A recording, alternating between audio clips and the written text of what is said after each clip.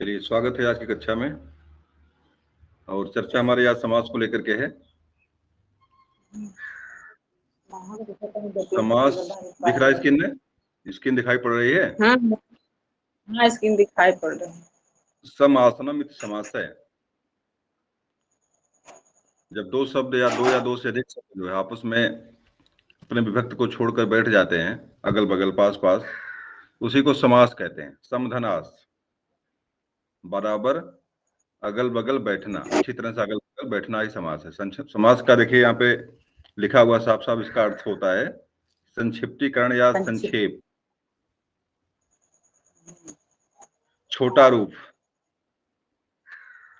तो ये समास का शाब्दिक अर्थ है। और इस तरह से जो समास के, और इस तरह से लाभ क्या होता है, जो बड़ा सा शब्द जो है एक छोटी सी जगह पे आकर बैठ जाता है, इसे लिखने पढ़ने और समझने में आसानी होती है। तो एक चीज और, जब हमने ये कहा, जब समास के अगल बगल बैठते हैं आकर के, तो उनके अर्थ में भी परिवर्तन होता है, उनका अर्थ भी बदलता है।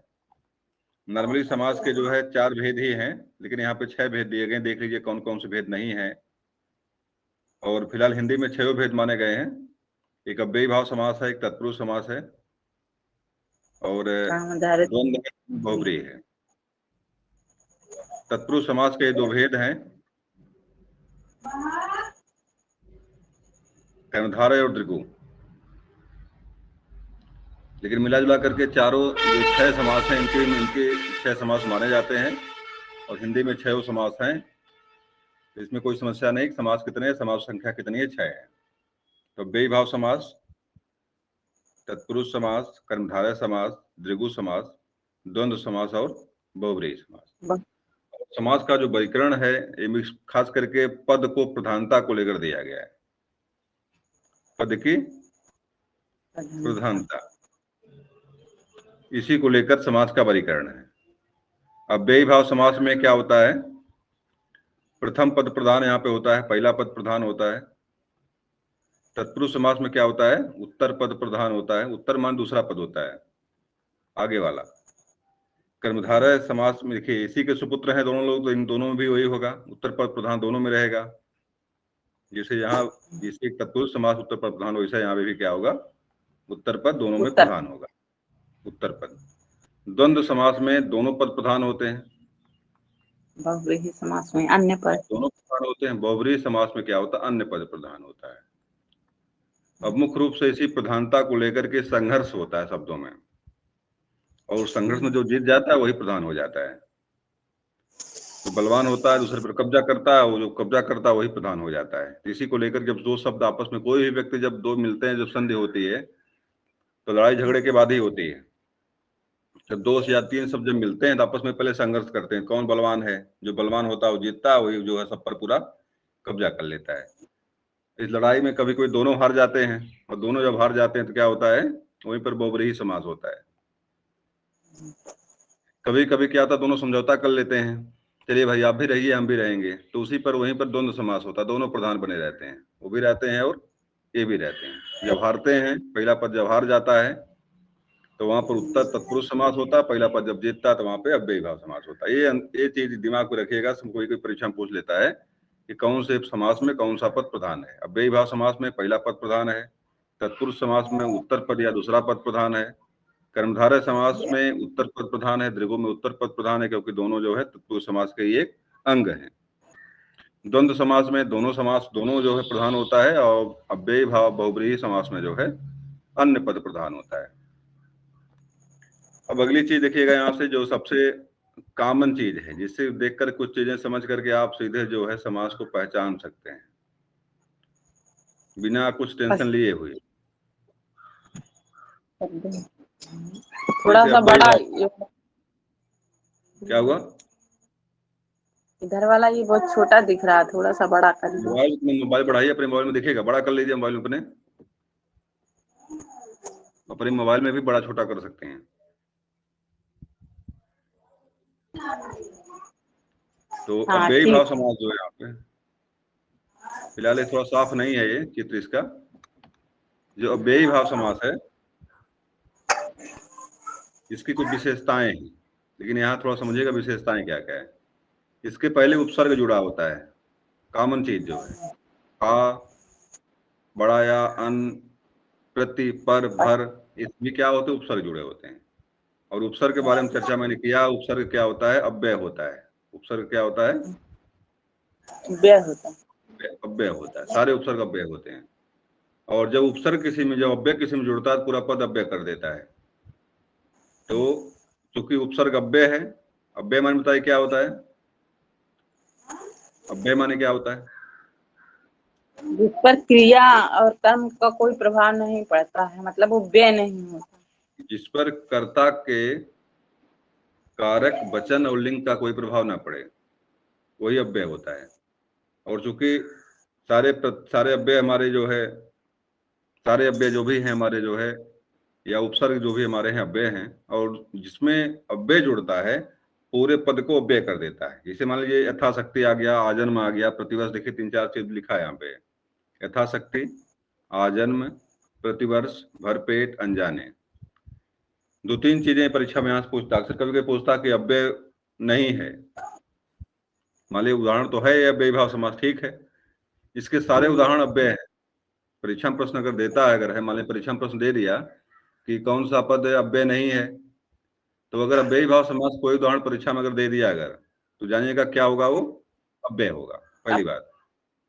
और अव्यय होने पर जो है क्रिया के वचन लिंग पर उसका कोई प्रभाव नहीं पड़ता, जहां पर रहेगा वैसे बना रहेगा, उस पर कोई प्रभाव नहीं पड़ेगा। और जिसके शब्द के पहले जो छोटा, बड़ा, अन्यथा, मतलब कोई उपसर्ग मिल जाए तो जानिएगा वो अव्ययी भाव समास है। ये विशेषता इसकी है। तत्पुरुष समास में देखिए क्या समस्या है, तत्पुरुष समास में क्या चीजें पकड़ सकते हैं आराम से। अगर विग्रह करने पर, देखिए यहाँ विग्रह लिखा हो, विग्रह करने पर अगर को, से, के लिए, का, की, के, रा, रारी, रे, नानी, ने, पे पर आता है, विग्रह कर रहे हैं, बीच में अगर ये शब्दावली अगर आ रही है तो जानिएगा वहां पे तत्पुरुष समास होगा। तत्पुरुष समास कितने भेद हैं, 2। तत्पुरुष समास के फिलहाल तो अलग चीज, अब भेद यहाँ पे नहीं है, वो समास अलग से है। वो भेद यहाँ पे तत्पुरुष समास के 6 हैं, 6 प्रकार इसके हैं। कर्ता कारक और जो है संबंध कारक को छोड़ दिया जाता है, इसमें है तत्पुरुष समास में, और उसके 6 भेद बनते हैं। कर्म कारक, कर्म तत्पुरुष समास, कर्ण तत्पुरुष समास, संप्रदान तत्पुरुष समास, अपादान तत्पुरुष समास करके 6 प्रकार बनते हैं। तो जो जो चिन्ह यहाँ दिख रहे हैं, कोकी के, सासिरे के लिए, माखी जो दिख रहे हैं, ये कारक के जो है चिन्ह है ना। कर्ता कारक का चिन्ह क्या है, नहीं, ने। कर्म कारक का चिन्ह क्या है, कर्म को। तो इस तरह से जो चिन्ह बाकी बोल यहाँ दिख रहा बीच में है, विभक्त जब करेंगे तो चिन्ह दिखाई पड़े। उदाहरण यहाँ दिया हुआ है, गगनचुंबी, रस भरा, रसोई घर, ऋण मुक्त, गंगा जल, नरोत्तम। तो ये उदाहरण है, मतलब कुछ चीजें कॉमन चीजें हैं। अब कर्मधारय समास में आ जाए, कर्मधारय समास में क्या है, ये कर्मधारय समास में साफ साफ है, उत्तर पद यहाँ समास के उत्तर पद की विशेषता बताई जाती है। उत्तर पद माने जो पद बाद में होता है उसकी विशेषता बताई जाती है। जैसे नील गाय, नील गाय, उत्तर पद कौन इसमें है, नील है, गाय है, गाय उत्तर पद है। और गाय के बारे में चर्चा कौन कर रहा है, नील कर रहा है। यहाँ पे गाय कैसी है, नीली है, काला दाग, नीली गाय, पीली गाय, सारी चीजें उत्तर पद की विशेषता पहले पद में बताई जाती है। उसी को हम जो है कर्मधारय समास कहते हैं। और इसका जवाब उत्तर पद में कैसे का जवाब मिल जाता है, गाय कैसी है, नीली है, कुत्ता कैसा है, काला है, ये सारी चीजें मिल जाती हैं। अब देखो उदाहरण, नीलकमल दिया हुआ है, मृगनयन दिया हुआ, फिर सागर दिया हुआ, महाकवि दिया हुआ। कवि कैसा, महाकवि है, सागर कैसा, पीला है, नयन कैसे है, मृग की तरह है, कमल कैसा, नीलकमल है। द्वंद्व समास में आ जाइए, देखिए योजक चिन्ह, जो डैश बीच में लगता है इसको योजक चिन्ह बोलते हैं। और अक्सर जो है इस समास में इसका प्रयोग होता है, जैसे माता और पिता, छोटा बड़ा, भला बुरा, रात दिन, इसमें सबके बीच में योजक, अक्सर योजक चिन्ह लगता है। कभी कभी नहीं भी दिखता है, कभी कभी नहीं भी रहता है। फिलहाल नॉर्मली योजक चिन्ह मिलेगा आपको। द्विगु समास में आ जाइए, इसकी विशेषता है संख्या पूर्वे द्विगु, समास का पहला पद संख्या हो। पंचवटी, चौराहा, त्रिकोण, त्रिभुवन, पडरस, नवग्रह, ये सब में जो है द्विगु समास, संख्या पूर्व द्विगु। और बहुब्रीहि की विशेषता क्या? देवी देवता का वर्णन, देवी देवता का नाम जहां पे मिले। पहली बात, देवी देवताओं के लिए शब्द आता है, जैसे त्रिनेत्र आ गया, त्रिनेत्र, तो ये त्रिनेत्र माने कौन हो गए? कौन देवता? शंकर जी। शंकर भगवान। एक दंत आ गया, तो संख्या तो यहाँ पर भी है, एक दांत, तीन दांत, तीन नेत्र, तो संख्या तो यहाँ पर भी है, लेकिन संख्या के साथ साथ यहाँ पे इसका अर्थ जो है एक देवता आ रहा है यहाँ पे, इसलिए यहाँ पे बहुब्रीहि समास है। या दोनों पद किसी तीसरे को संकेत कर रहे हो, या दो पद मिल जाए और किसी तीसरे की बात करने लगे, दोनों पदार्थ छोड़ दें, तीसरे की बात करें। लंबोदर, दशानन, चक्रधर करके यहाँ सब 3-4 शब्द दिए गए हैं। ये सारी चीजें, विशेषताएं जो हैं बहुब्रीहि समास की हैं। और कुछ चीजें और यही दिमाग में रखिए। एक तो भाई अव्यय की बात किया हमने, परीक्षा में प्रश्न 2 चीजों को लेकर और पूछता है, जो जानने के लिए बड़े आसान हो जाएंगे आपको उत्तर देना। जैसे शब्द वो है यौगिक, एक रूढ़ शब्द को लेकर परीक्षा में पूछता है, रूढ़, रूढ़, यौगिक, योग रूढ़ और योग रूढ़।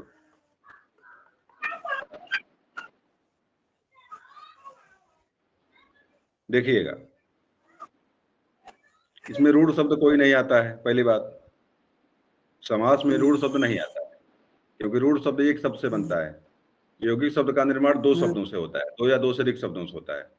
तो सिर्फ बहुब्रीहि समास को छोड़ करके, सिर्फ बहुब्रीहि समास को छोड़ दीजिए, उसके अलावा जो भी शब्द मिलेंगे, चाहे वो अव्ययी भाव समास के हों, चाहे तत्पुरुष समास के हों, चाहे कर्मधारय के हों, चाहे द्वंद्व के हों, चाहे द्विगु के हों, सब के सब शब्द कैसे होते हैं? यौगिक होते हैं। और बहुब्रीहि समास को ले लीजिए, बहुब्रीहि समास के सारे शब्द क्या होते हैं? योग रूढ़ होते हैं। ये विशेष चीजें हैं, इसको दिमाग में रखना है। परीक्षा में प्रश्न कभी साथ डायरेक्ट पूछता है कि योग रूढ़ शब्द है या यौगिक शब्द है, तो सिर्फ बहुब्रीहि समास को योग रूढ़ में रखिए, और बाकी जितने भी शब्द मिलते हैं सब यौगिक शब्द हैं, क्योंकि अपना स्वयं का अर्थ रखते हैं वो, जिसका जो 2 शब्द मिलें और अपना अर्थ रखें, दोनों शब्द अपना अर्थ मेंटेन रखें, वहीं पर यौगिक होता है। जब 2 शब्द मिलते हैं, अपना अर्थ छोड़ देते हैं, वहीं पर क्या हो जाता है? वहीं पर योग रूढ़ हो जाता है। 2 मिलें और अपना रूढ़ हो जाए किसी के लिए, वहीं पर हमारा क्या होता है? वहीं पर हमारा योग रूढ़ होता है। ये विशेष चीजें जो है परीक्षा पर बड़ा प्रश्न यहाँ से तीनों से आए हुए हैं, योग रूढ़ को लेकर के, यौगिक को लेकर के, योग रूढ़ को लेकर के, तो दिमाग में रखिएगा यहाँ से। चलिए, समासों के नाम दिए हुए हैं, समासों की चर्चा हम कर चुके हैं, तो कोई समस्या नहीं है। आगे आ जाइए, इस पर भी चर्चा हम कर चुके हैं, पदों की प्रधानता को लेकर के। अव्ययी भाव में अव्ययी भाव में कौन सा पद प्रधान होता है? पूर्व पद। और पूर्व पद क्या होता है? परीक्षा में पूछ ले कि समास का पहला पद अव्यय होता है, क्या उत्तर देंगे? हाँ, अव्यय होता है। किस समास का होता है? पहला पद अव्यय होता है, अव्ययी भाव, अव्ययी भाव समास। ठीक, किस समास का द्वितीय पद अव्यय होता है? अव्यय नहीं, द्वितीय पद प्रधान होता है। बहुब्रीहि समास। हाँ, बहुब्रीहि समास का होता है। नहीं, उत्तर पद प्रधान होता है, दूसरा पद। हाँ, किस समास का? तत्पुरुष समास। 3 समास हैं, तत्पुरुष, कर्मधारय और द्विगु। तीनों समास का उत्तर पद क्या होता है? तीनों समास का उत्तर पद प्रधान होता है। तत्पुरुष समास का भी, कर्मधारय समास का भी, द्विगु समास का भी, तीनों समास का उत्तर पद क्या होता है? प्रधान होता है। ऐसा नहीं परीक्षा में पूछ ही लेगा कि किसका उत्तर पद प्रधान नहीं है, एक उदाहरण कोई और डाल देगा, किसी का डाल देगा इसी में, तो तीन थे रहेंगे उत्तर पद प्रधान वाले, तत्पुरुष समास, कर्मधारय समास और द्विगु समास। क्योंकि तत्पुरुष समास के सुपुत्र हैं दोनों, ये कर्मधारय और द्विगु। समानाधिकरण और व्यधिकरण, समानाधिकरण में आपका जो है कर्मधारय समास आता है, बाकी व्यधिकरण में द्विगु समास होता है। ये तत्पुरुष समास का एक जो है शाखा है, उसी के पुत्र मानिए आप जो है। तत्पुरुष समास के दो रूप बनते हैं, समानाधिकरण और व्यधिकरण। समानाधिकरण माने जब दोनों के जो है कि दोनों उत्तर पद पूर्व पद के जो है जो विभक्तियां हैं बराबर हों तो वहां पे समानाधिकरण होता है। कर्मधारय समास में ऐसा होता है, दोनों विभक्तियां एक होती हैं। द्विगु समास में दोनों विभक्तियां एक नहीं होती, इसलिए वहां पे जो है द्विगु समास होता है, व्यधिकरण समास होता है। दोनों पद प्रधान किसमें होता है? कन्फर्म है। जब लड़ाई दोनों में होगी, द्वंद्व दोनों में, दोनों बिल्कुल जो है मजबूत हैं, दोनों हारने वाले नहीं हैं, तो द्वंद्व समास में दोनों पद प्रधान होता है। और बहुब्रीहि समास में क्या होता है? तीसरा पद प्रधान होता है। तो ये अंतर तीनों में है। अव्ययी भाव समास में, तत्पुरुष समास में, द्वंद्व समास में और बहुब्रीहि समास में। चलिए आगे आ जाइए, उदाहरण देख लीजिए अलग अलग तीनों में। तो अव्ययी भाव समास, अव्ययी भाव समास में क्या होता है? अभी चर्चा हमने किया, अव्यय ना व्यय कृतेत अव्यय, जिसका व्यय ना हो वही अव्यय होता है, कहीं पर भी हो, इस पर लिंग वचन का प्रभाव ना पड़े वो अव्यय होता है। तो अव्ययी भाव समास है, देखो यहाँ तीन चीज लिखा हुआ है, लिंग, वचन और कारक, ये सभी क्या होता है? अव्यय होता है।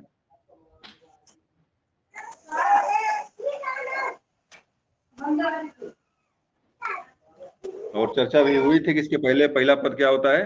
उपसर्ग होता है। पहला पद क्या होता है? उपसर्ग। यहाँ देख लीजिए सब में उपसर्ग लगे हुए हैं, देखिए, मतलब सबसे आसान तरीका है अव्ययी भाव समास को पकड़ने का। यथा उपसर्ग है, यहाँ उपसर्ग है, यथा उपसर्ग, देखिए प्रति उपसर्ग है, आ उपसर्ग है, यथा उपसर्ग है, धड़ दोनों उपसर्ग है।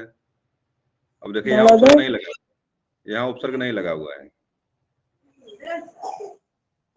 आमरण में उपसर्ग है, रातों रात उपसर्ग नहीं है। तो इस तरह से यहाँ पर जो है उपसर्ग है, मतलब दोनों जो है। अब देखो रातों रात, यहाँ पे इसमें कोई उपसर्ग नहीं लगा हुआ है। प्रत्येक दिन, प्रति में लगा हुआ, लेकिन इसमें नहीं लगा हुआ। घर घर, तो कुछ चीजें मिलेंगे जहां उपसर्ग नहीं लगा रहेगा। धड़ाधड़, हाँ, धड़ाधड़ जैसे है आपका, देखिए बाकी सब में लगा हुआ है। फिलहाल यहाँ सब में जो है आपका जो है कौन सा अलंकार, कौन सा क्या बोलते हैं समास है, सब में आपका अव्ययी भाव समास है, क्योंकि सारे चीज अव्यय बन गए हैं। और अगर मान लीजिए समझ में नहीं आ रहा है कि अव्यय है कि नहीं है, तो उसका किसी वाक्य में प्रयोग कर लीजिए। अगर वो परिवर्तनशील नहीं है, अगर वो उसमें कोई परिवर्तन नहीं किसी का लिंग वचन का कोई कारक का, तो जानिएगा कि अव्ययी भाव समास है। जैसे उदाहरण दे रहा हूं मैं एक ठो,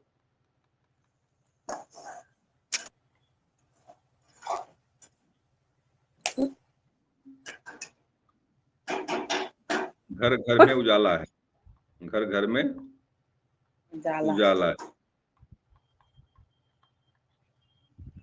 अब यहाँ पे बहुवचन क्या घर घर का बन सकता है? कोई और बहुवचन बन सकता है? नहीं, घर घरों नहीं बन सकता। क्या घर घरों हो जाएगा? नहीं बनेगा। मतलब कुछ भी करेंगे इसमें कोई परिवर्तन आने वाला, और ना ही जब परिवर्तन नहीं आएगा तो यहाँ बदलेगा नहीं। अगर मान लीजिए घर घरों बनता है तो उजाली बनता है, यहाँ पे उजाली है। इस तरह से कोई परिवर्तन नहीं होने के कारण यहाँ पे जो है ये हो जाएगा हमारा, यहाँ पे अव्ययी भाव समास हो जाएगा। आगे आइए, तत्पुरुष समास में आ जाइए। तत्पुरुष है, तत्व माने होता हुआ है, तत्व माने हुआ है, माने पुरुष, समास माने समास, वह पुरुष समास। तद माने तद से बना हुआ है, तद पुरुष है। तद माने क्या होता है? तद का ही तद बन जाता है, तद का ही तत्व बनता है। संधि कौन सी है? ता की जगह पे दा कौन संधि करती है? व्यंजन संधि। व्यंजन संधि में कौन संधि है?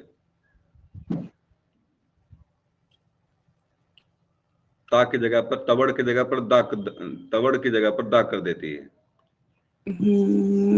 याद ना हो तो व्यंजन संधि कौन संधि? सूत्र, झलाम जैसे, झलाम जसवंते, झलाम जैसे। यहाँ अस्तो अश्चुनाश्चु है, अस्तो अस्तु अस्तु नास्तु।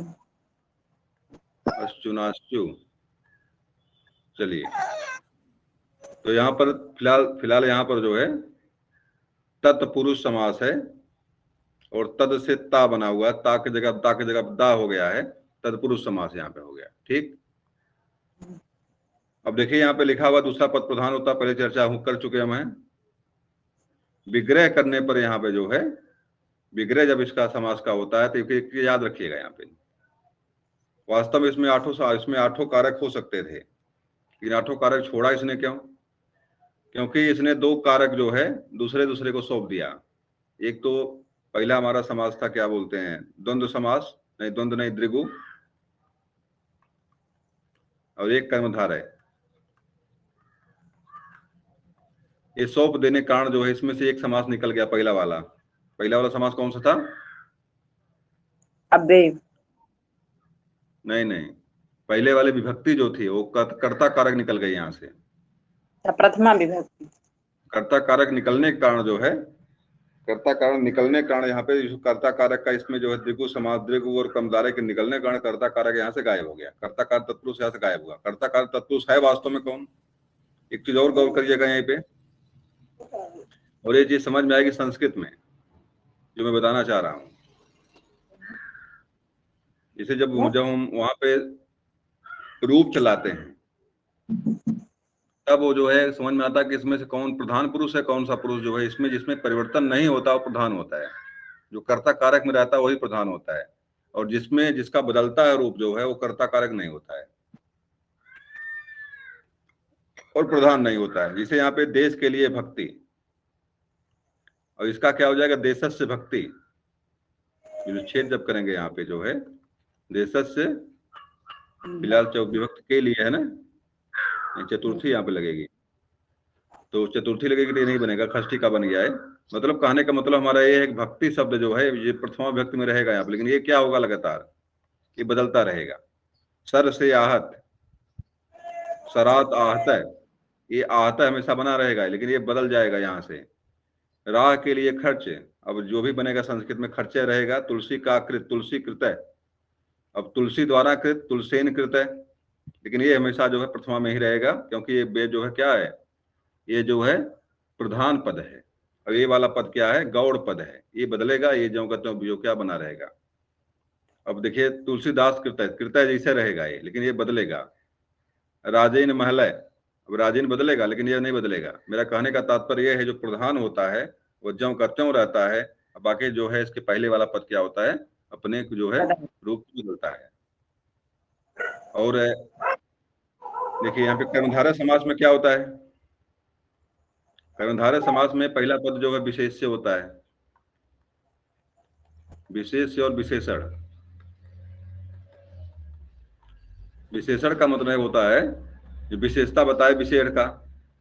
और एक चीज और जानिएगा, जैसे नीलगाय है, नीलगाय, नीलगाय, तो इसमें क्या होता है कि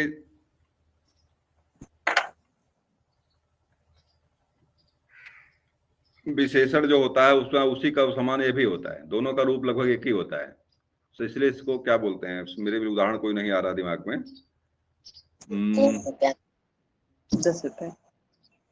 नीलम गायम, नील तृतीया में साल विशेषण लगता है, तृतीया का नीलम गायम इसे कुछ करके बनता है, इसका क्या बनेगा, चलिए छोड़िए, और कुछ याद नहीं आ रहा है कैसे बनेगा क्या इसका विशेषण का। तो विशेष और विशेषण का जो है रूप दोनों का एक ही होता है। कर्मधारय देखिए, और द्विगु समास की विशेषता क्या होती है, और कोई उदाहरण बताइए द्विगु समास का, नहीं कर्मधारय समास का। जैसे नीलोत्पल, नीलोत्पल, नीलम उत्पलम, इसका विच्छेद क्या बनता है, नीलम उत्पलम। एक चीज ध्यान रखिएगा, एक व्यधिकरण तत्पुरुष व्यधिकरण है, एक तत्पुरुष समानाधिकरण है, और इसी व्यधिकरण और समानाधिकरण को लेकर दो वर्गीकरण इसमें किए गए हैं। एक समानाधिकरण जो होता है वो आपका कर्मधारय समास होता है, क्योंकि दोनों में एक ही विभक्ति का प्रयोग होता है, जैसे नीलम जो रहेगा वही विभक्ति यहाँ पर भी इसके बाद वाले में भी लगती है, नीलम उत्पलम। नीलम देखिए इसमें भी जो लगा हुआ है, माँ लगा, यहाँ भी वही लगा हुआ है, प्रथमा में दोनों है ये।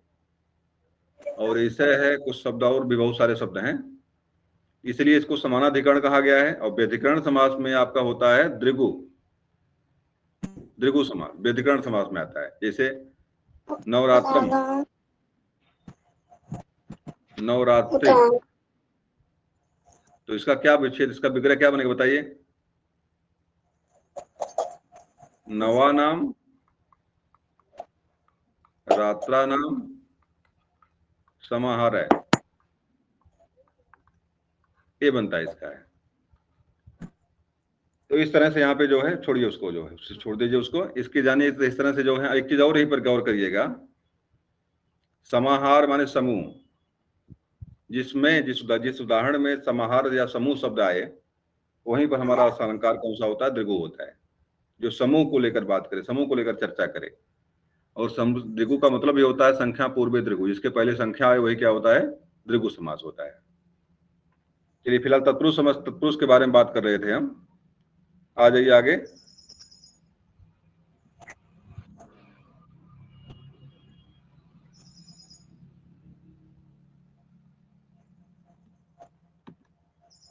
अब देखिए आगे यहाँ पे तत्पुरुष समास के भेद को लेकर के दिया हुआ यहाँ पे, लेकिन फिलहाल देखिए समानाधिकरण तत्पुरुष समास यहाँ पे है, और यहाँ देखिए कर्मधारय तत्पुरुष समास लिखा हुआ है समानाधिकरण में। और व्यधिकरण तत्पुरुष समास जो होता है उसमें देखिए व्यधिकरण तत्पुरुष समास लिखा हुआ है, लेकिन उसमें वो द्विगु समास का कहीं उल्लेख नहीं दिख रहा है, यहाँ पे है।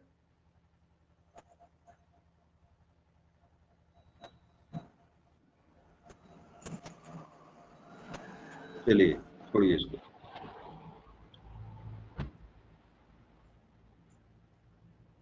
छोड़िए, तो इस तरह से दो प्रकार इसके होते हैं वर्गीकरण करेंगे अगर तो तत्पुरुष समास के। लेकिन यहाँ देखिए कर्मधारय, कर्म तत्पुरुष समास, कर्ण तत्पुरुष समास, संप्रदाय तत्पुरुष समास, अपादान।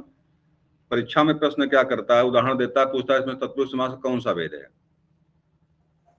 तो विभक्ति जो लगेगी, जो कारक चिन्ह खुलेगा निकलेगा विग्रह करने पर, वही समास होगा। देख लीजिए,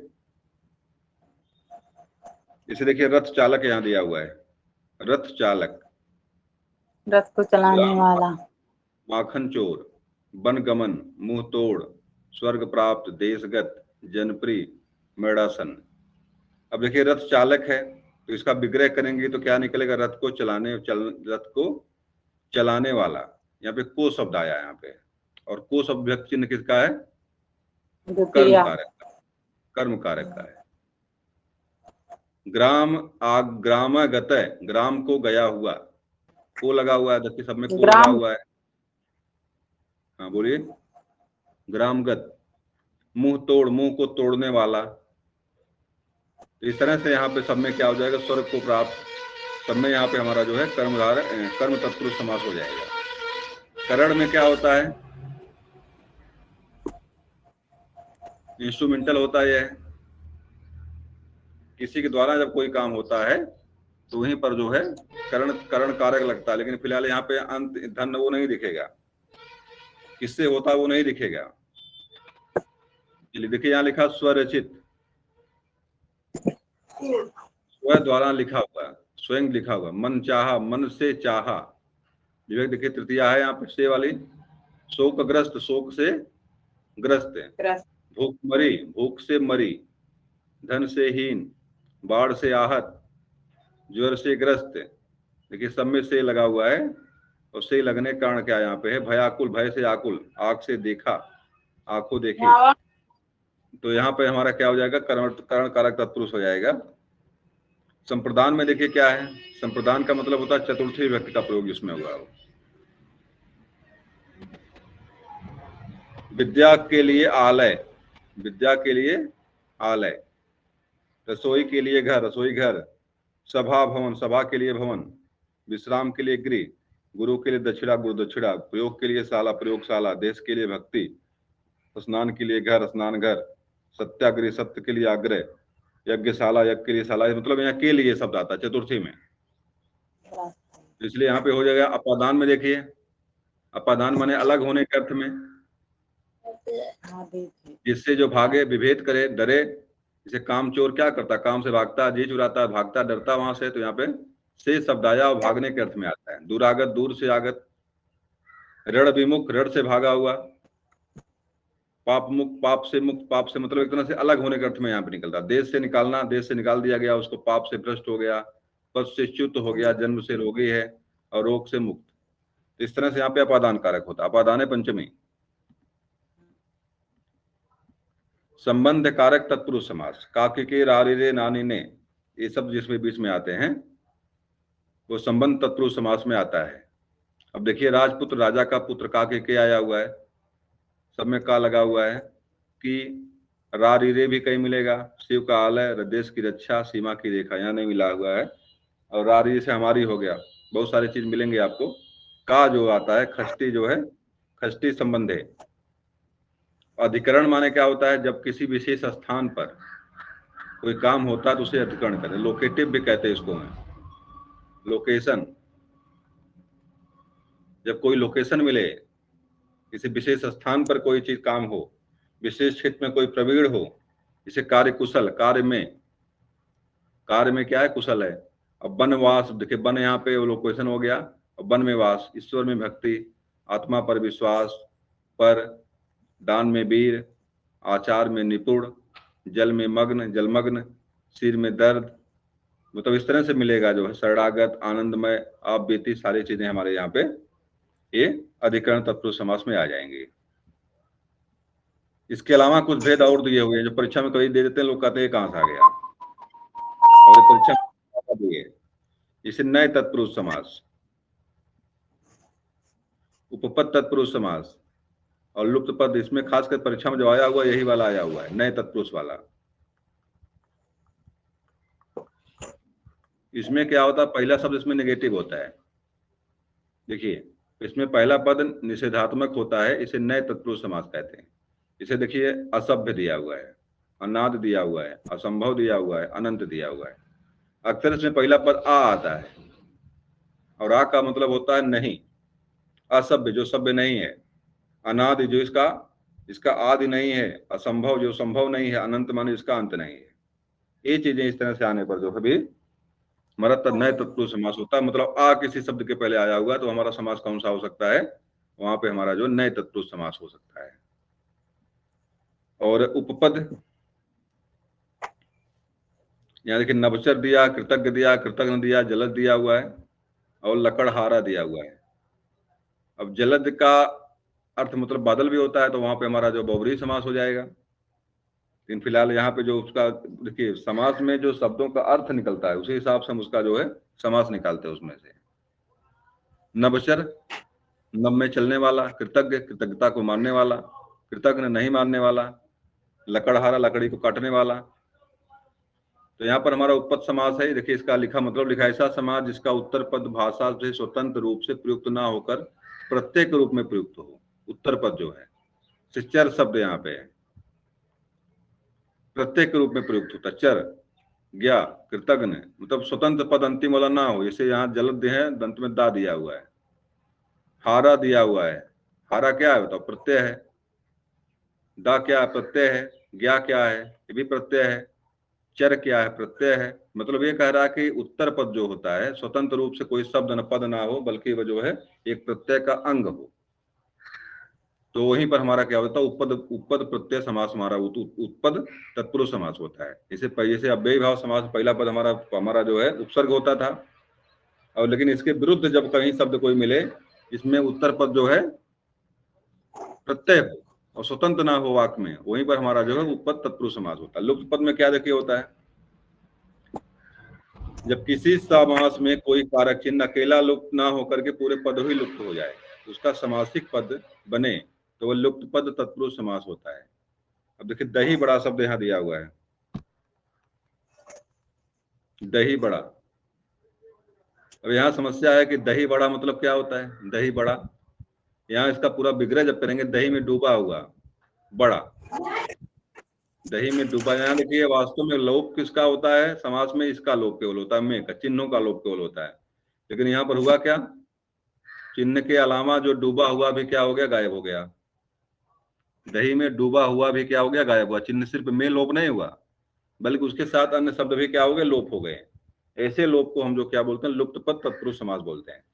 अब देखिए ऊंट गाड़ी है, ऊंट गाड़ी।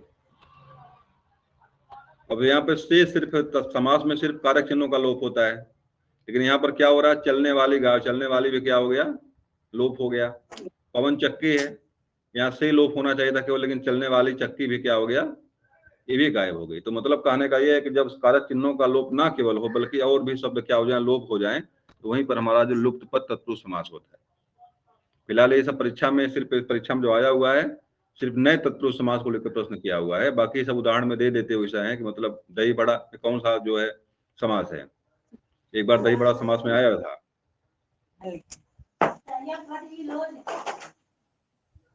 चलिए अगला यहाँ पे है कर्मधारय समास है। अब कर्मधारय समास में क्या होता है, विशेषण और विशेष और उपमेय उपमान से मिलकर बनते हैं। उपमेय विशेषण, विशेष उपमेय उपमान। देखिए दो चीजें यहाँ ध्यान दीजिएगा। उपमेय उपमान को लेकर चर्चा हमने किया था उपमा अलंकार में। विशेषण विशेष भी वही है, उपमेय उपमान भी वही है। विशेषण माने क्या होता है, भाई भाई विशेषण माने क्या होता है बताइए। विशेषण माने क्या होता है, जो शब्द संज्ञा सर्वनाम की विशेषता बताए उसे क्या बोलते हैं, उसे विशेषण कहते हैं। और जिसके बारे में बात करें, जिसका विशेषता बताए वह विशेष से होता है। जैसे मान लीजिए नील गाय शब्द लिखा, नील गाय लिखा, बताओ नील गाय में विशेषण क्या है, नील है गाय, नील विशेषण है, और विशेष क्या इसमें हो जाएगा, गाय हो जाएगा। विशेष यहाँ पे गाय है और नील शब्द यहाँ विशेषण है। कंफर्म हुआ। अब देखिए उपमेय उपमान भी वही है, उपमेय और उपमान भी वही है।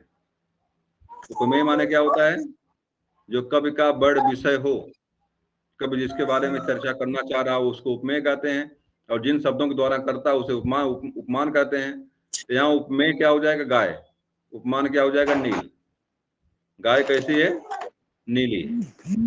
ये दोनों चीजें बिल्कुल सेम है, कोई अंतर नहीं दोनों में। आगे आ जाइए। अब देखिए चरण कमल, कमल के समान चरण, कमल के समान चरण। नील गगन, नील है जो गगन। चंद्रमुख, चंद्रमा जैसा मुख। पीतांबर, पीता है, पीत है जो अंबर। महात्मा, महान है जो आत्मा। लाल मणि, लाल है जो मणि। महादेव, महान है जो देव। देह लता, देह रूपी लता। नवयुवक, नव है जो युवक।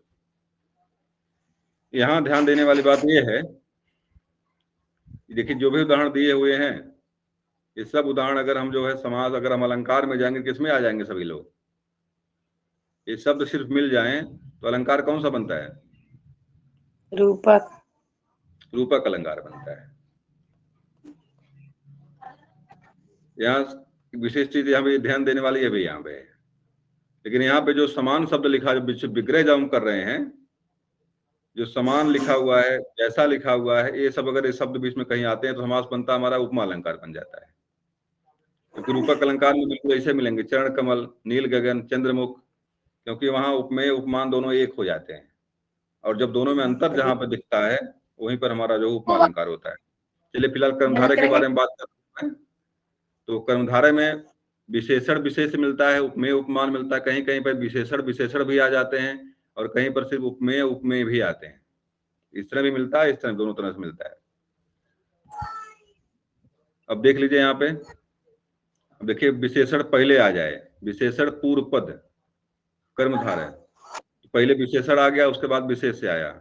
इसे नीली गाय, नील गाय। पीत अंबर, पीतांबर। प्रिय सखा, प्रिय सखा। अब देखिए विशेष से पूर्व पद कर्मधारय, मतलब पहले आएगा जो है विशेषण, पहले विशेष आएगा तब विशेषण आएगा। इसे कुमारी श्रमणा, पहले लड़की है, पहले जो पहले विशेषण, पहले विशेष आया तब विशेषण यहाँ पे आया है, कुमार श्रमणा इसका हो गया। अब विशेषणों उभय पद, दोनों पद विशेषण हो जाए तब कर्मधारय के, जैसे नील पीत, दोनों देखो नीला है पीला भी है, दोनों क्या, दोनों विशेषण है। यहाँ पर विशेष से यहाँ पे गायब है। सुनी अनसुनी दोनों विशेषण है, कहनी अनकहनी दोनों विशेषण है। तो इस तरह से भी समास होता है, विशेष क्या नाम है हमारा, कर्मधारय समास बनता है जो दोनों विशेषण होते हैं। अब देखो यहाँ लिखा विशेष्य उभय पद, दोनों पद क्या हो, विशेषण हो। जैसे आगमछा वयस दंपति, दोनों यहाँ पे विशेष से हैं। आगम छा पता नहीं क्या मतलब इसका, चलिए छोड़िए। अब देखिए द्विगु समास आ गया। द्विगु समास में कोई विशेष नहीं है। यहाँ पर संख्या पूर्व द्विगु संख्या याद रखना में है। जिस समास में पहले संख्या मिल जाए तो वहां नॉर्मली जो है द्विगु समास, लेकिन ध्यान देना होता बहुब्रीहि समास ना हो। देवता अगर नाम आ गया संख्या में अगर, तो साफ साफ कहाँ भाग जाएगा वो, साफ साफ बहुब्रीहि समास में। तो देवता को पकड़ना, देवता खाली में छोड़ना है। किसी शब्द से अगर जो है देवता का अर्थ अगर निकल रहा है तो वहां बहुब्रीहि समास हो जाएगा, संख्या पहले आई हुई है। अगर संख्या पहले नहीं आई हुई है तो वहां पर साफ साफ जो है द्विगु समास ही रहेगा। इसे नवग्रह देखो लिया है।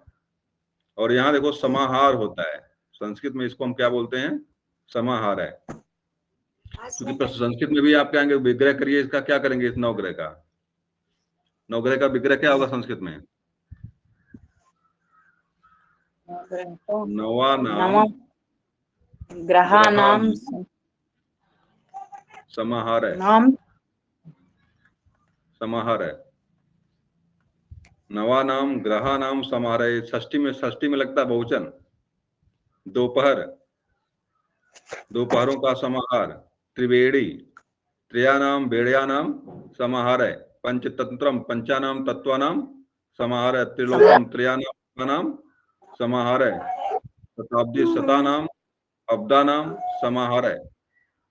पंचेरी पंचानाम तेरानाम समाहार है। सही बताइए विग्रह करिए क्या बनेगा।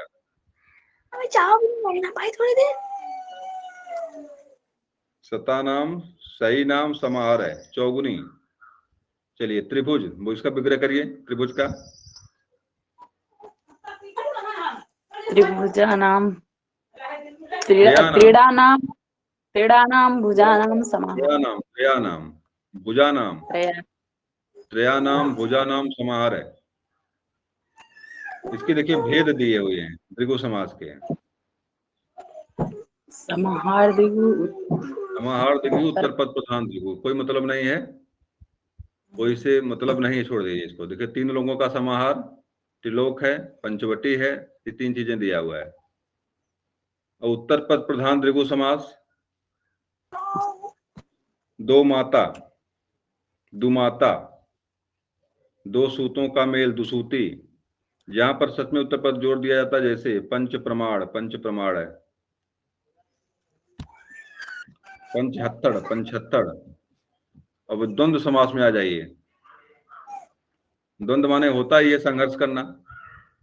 और मैंने बताया जब दोनों लोग मजबूत बिल्कुल हों, संघर्ष करते हैं, जब दो लोग लड़ते भिड़ते हैं, दोनों मजबूत हों, कोई हारता नहीं, बीच में क्या बनती, बीच में दीवार खड़ी कर देते हैं, तुम इधर रहो और तुम इधर रहो। इसी दीवार का नाम यहाँ पे है योजक चिन्ह, नाम इसका है डैश, इसको हम डैश बोलते हैं। और इसमें कई तरह के हो सकते हैं। अब देखिए द्वंद्व समास के उदाहरण कुछ जलवायु दिया हुआ है, अपना पराया, पाप पूर्ण, राधा कृष्ण, अन्न जल, नर नारी, गुण दोष, देश विदेश, अमीर गरीब। अब देखिए समास के यहाँ भेद दिए हुए हैं द्विगु समास के, द्वंद्व समास के। इतरेतर समास, इतरेतर द्वंद्व समास है, समाहार द्वंद्व समास है, और वैकल्पिक द्वंद्व समास। इसको जानना जरूरी, थोड़ा सा देख लीजिए क्या चीजें हैं ये। इतरेतर द्वंद्व में क्या होता है, इतरेतर द्वंद्व में होता है जब विग्रह करते तो वहां पे और निकलता है। जब इसका हम विग्रह करते हैं कोई शब्द का जो है, तो वहां पे बीच में से और निकलता है। तो दोनों का अलग अलग अस्तित्व, जैसे राम और कृष्ण है, राम कृष्ण है तो राम और कृष्ण, यहाँ पे बीच में क्या निकलता है, और निकलता है। माँ बाप, माँ और बाप, अमीर और गरीब, गाय और बैल, ऋषि और मुनि, बेटा और बेटी। समाहार द्वंद्व में जो है ऐसा नहीं होता है, वहां पे एक समुच्चय का बोध होता है।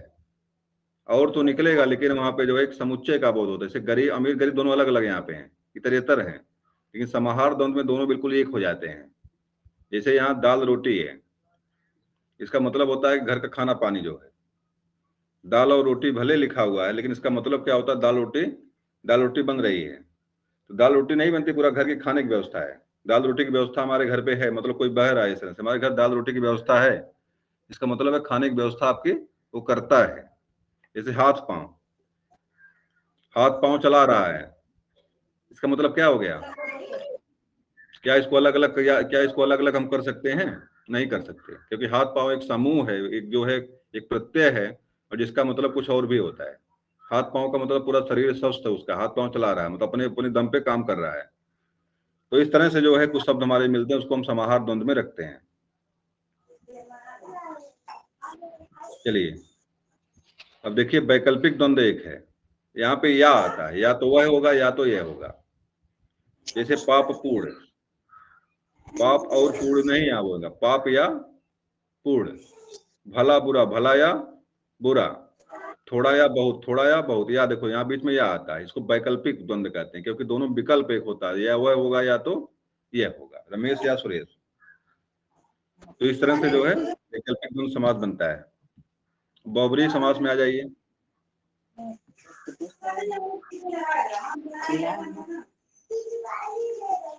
यहाँ देखिए विशेषता मुख्य रूप बहुब्रीहि समास क्या होती है, उसे बहुब्रीहि को बताया। बहुब्रीहि का अर्थ क्या होता है? बहुब्रीहि, बहु माने होता है बहुत, बहु माने क्या होता है? बहुत। और ब्रीहि का मतलब होता है चावल, ब्रीहि का मतलब क्या होता है? चावल, बहुत चावल वाली। या इसका मतलब होता है केतली, बहुत चावल वाली केतली। अगर परीक्षा में कहीं बहुब्रीहि समास ही दे दे, मतलब पूछे मतलब क्या इसका होता है, तो बहुब्रीहि मतलब होता है बहुत, और ब्रीहि का मतलब होता है चावल, बहुत चावल वाली केतली। और इस समास में जो है तीसरा पद प्रधान होता है। दो लोग लड़ाई जब करते हैं, अंत में कोई तीसरा, जैसे मान ले दो हिरन दो लड़ रहे हैं, ऐसी टाइम पे जो है कोई तेंदुआ आ गया तो क्या करेगा, वो इन दोनों को मार करके जो है अपना कब्जा कर लेगा। खा दो लोग जाए। लड़ेंगे, जब दो लड़ाई करेंगे तो होगा ही ऐसा, दो लोगों लड़ाई करने पर तीसरा उस पर हावी हो जाता है। तो दो शब्द आपस में संघर्ष कर रहे थे, इतना कमजोर पूरा हो गया, उसके बाद कमजोर होने के बाद तीसरा शब्द आके वहां पे हावी हो गया। इसका अर्थ जो निकलता है, वाला है जो, जिसका, जिसकी, जिससे, वह। से गंगा जल, गजानन लिखा हुआ है, गज का आनन है जिसका, गज का आनन है जिसका, जिसका सिर जो है हाथी का है, उसको क्या बोलते हैं? गणेश कहते हैं। अब उसका अर्थ अगर गणेश निकाल लेंगे तो वहां पर क्या हो जाएगा, वहां पर बहुब्रीहि समास हो जाएगा। गज आनन, बता गज और आनंद शब्द था यहाँ पे, लेकिन अर्थ मंत्री में अर्थ निकल गया गणेश। त्रिनेत्र, तीन नेत्र हैं जिसके, अर्थात शिव।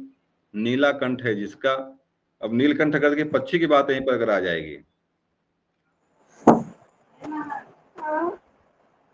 तब बताओ क्या अर्थ निकलेगा। यहाँ मान लो एक शिव हो गए, एक हो गया नीलकंठ, पंछी भी होता है ना, बताइए। पंछी होने होता पर कौन सा समास होगा, शिव होने पर कौन समास होगा? है बहुब्रीहि पंछी होने पे कौन समास? नीलकंठ, तो साफ साफ यहाँ पे जो कर्मधारय समास है। और अगर शिव अगर हो गया जिसका कंठ नीला है अर्थात शंकर, तो वहां पे जो है शंकर भगवान अगर हुआ तो बहुब्रीहि समास हो जाएगा। पंछी अगर है तो वहां पे कर्मधारय समास होगा। लंबोदर, लंबा है उधर जिसका, मतलब यहाँ गणेश हो गया। अगर कोई आदमी के बारे में बात करेंगे तब क्या हो जाएगा, मान लीजिए गणेश हो गए एक लंबा उधर वाले, और एक कोई हलवाई, कोई एक बड़ा पेट उसका है, हलवाई कोई, तो क्या समास, कौन समास बनेगा? कर्मधार है। अगर हलवाई बना तो है तो वहां पे कर्मधारय समास बनेगा, मतलब बड़ा पेट वाला वास्तव में कोई अगर व्यक्ति लंबोदर अगर है तो वहां पे लंबोदर का मतलब हो जाएगा लंबा उदर। लंबा उदर मतलब जिस व्यक्ति के बारे में बात कर, मतलब कहने का तात्पर्य हमारा है जो शब्द है उसका वह अर्थ अगर बरकरार है, अगर तो वहां पे कर्मधारय समास हो जाएगा। मतलब अगर किसी पद के लिए रूढ़ ना हो जाए अलल अन्न से। अब भाई किसी को देखा लंबा, उधर देखा, आपने कहा अपने फला व्यक्ति है, तो वहां पे हमारा जो है कर्मधारय हो जाएगा। गणेश जी के बारे में बात आ जाएगी तो वहां पे हमारा जो है हो जाएगा ये दशानन। माने रावण होता है। चतुर्भुज, अगर देखे दो चतुर्भुज में दो चीजें यहाँ पे हैं, और परीक्षा में बार बार पूछा भी है। चतुर्भुज ये बताइए क्या है? चार भुजा वाला तो ये भी है, और एक विष्णु भगवान होते हैं, चार भुजा वाले होते हैं। अगर ये होगा तब इसका मतलब क्या होगा? चतुर्भुज का मतलब चत्वा नाम भुजा नाम समाहार है। अगर समाहार अगर है, समूह अगर है, समास कौन सा होगा? तो समास हो गए द्विगु समास। द्विगु समास वहां पे होगा।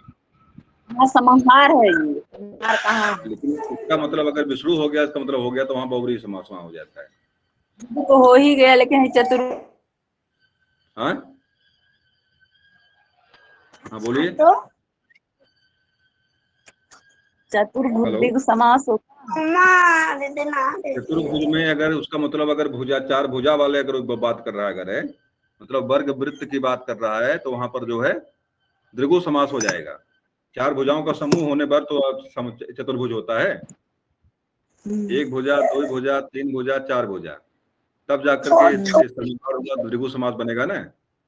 और अगर चतुर्भुज मतलब विष्णु भगवान अगर चार भुजाओं वाला विष्णु, तब यहाँ पे बहुब्रीहि समास हो जाएगा। श्वेतांबर, श्वेतांबर का भी दो अर्थ निकलता है। श्वेतांबर, अब देखिए श्वेता, देखिए श्वेता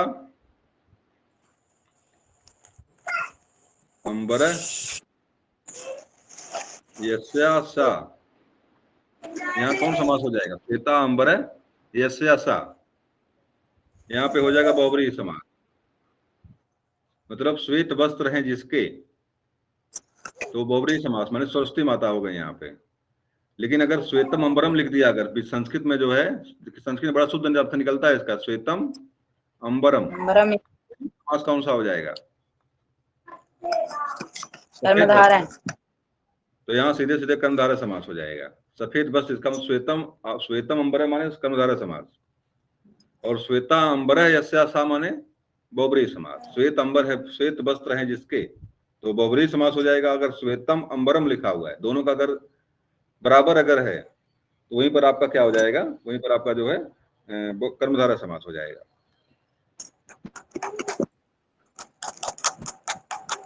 कुछ अंतर करके यहाँ दिया हुआ है कर्मधारय समास और बहुब्रीहि समास में। जैसे देखिए नीलकंठ का उदाहरण यहाँ दिया हुआ है। नीलकंठ जो बताया मैंने आपको, तो नीलकंठ माने अगर चिड़िया अगर हो गया, तो वहां पर जो है कर्मधारय समास हो जाएगा। नीलकंठ माने अगर जो है विष्णु भगवान हो गए या शंकर भगवान हो गए, तो वहां पे हमारा बहुब्रीहि समास हो जाएगा। द्विगु में और बहुब्रीहि में अंतर क्या है? जैसे कि देखो चतुर्भुज वाला उदाहरण यहाँ दिया भी है। चार भुजाओं का समूह अगर है, तब क्या हो जाएगा? द्विगु समास हो जाएगा। अगर चार भुजाएं जिसकी विष्णु अगर है, तो वहां पर क्या हो जाएगा? वहां पर बहुब्रीहि समास हो जाएगा। अब देखिए द्विगु और कर्मधारय में अंतर जो दिया हुआ है, द्विगु में और कर्मधारय में क्या अंतर है? दो चीजें हैं। नवरात्रि दिया यहाँ पे, नवरात्रियों का समूह, तो यहाँ पे साफ साफ यहाँ पे क्या हो जाएगा? अगर नवरात्रि है, नवरात्रियों का समूह अगर है, तो यहाँ पर क्या हो जाएगा? यहाँ पर द्विगु, क्योंकि संख्या पहले दिया हुआ है, और विशेषण दोनों देखिए, नौ भी विशेषण है और रक्त भी विशेषण है। लेकिन अगर संख्या पहले अगर आई है, तो वहां द्विगु समास होगा। अगर संख्या नहीं है, तो वहां पर समास कौन सा हो जाएगा? वहां पर कर्मधारय समास होगा। रक्त है उत्पल, रक्तोत्पल, यहाँ पे कर्मधारय समास हो जाएगा। ये अंतर दोनों में है। अब बताइए संधि और समास में क्या अंतर है? बताइए। हेलो। हाँ, तो संधि और समास, संधि का मतलब है मेल। और समास का मतलब क्या होता है? समास वर्णों में होता है। अच्छा, संधि वर्णों में होती है। समास शब्दों में, संधि वर्ण में होती है, समास जो है शब्द में होता है। हाँ। और एक अंतर क्या है, है? संधि विच्छेद होती है, संधि का यहाँ संधि विग्रह होता विच्छेद विग्रह। है, यहाँ विग्रह होता है, यहाँ विच्छेद होता है। यहाँ वर्णों में संधि होती है, यहाँ शब्दों में मेल होता है। लेकिन ये भी जानिएगा कि समय आने पर जो है समास में भी संधि हो जाती है।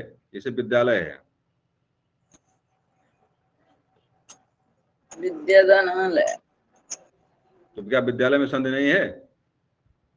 है। अब अगर इसका संधि करेंगे, विच्छेद करेंगे, तो विद्याधनालय बनेगा ये। लेकिन अगर विग्रह करेंगे तब क्या बनेगा? तब विद्या का घर बनेगा, ये विद्या का आलय बनेगा। तो ये अंतर है, विग्रह करने पर मतलब समास आने पर इसका जो है विभक्ति रूप बाहर आता है, और संधि करने पर जो है उसका वर्णों में जो है जो विचलन होता है उसका वो बाहर निकलता है। दोनों में अंतर यही है मुख्य रूप से, कुछ अंतर और नहीं है। समास में संक्षेपीकरण होता है और संधि में जो है शब्दों में परिवर्तन होता है। समास में एक अंतर और होता है, संधि में जब संधि करते हैं हमें, समास संधि जब करते हैं हमें, तो उसके अर्थ में कोई परिवर्तन नहीं होता है संधि में। लेकिन समास में अर्थ भी क्या होते हैं, परिवर्तित हो जाते हैं। समास करने पर अर्थ भी बदल जाते हैं, लेकिन संधि करने पर अर्थ में कोई परिवर्तन नहीं होता। ये अंतर दोनों में भी बिल्कुल है। चलिए, हमारी आज चर्चा हो गई समास को लेकर के, प्रश्न नहीं बना पाए थे हम इसको लेकर के। कल क्लास को प्रश्न ही कल आज हम यही क्लास को समाप्त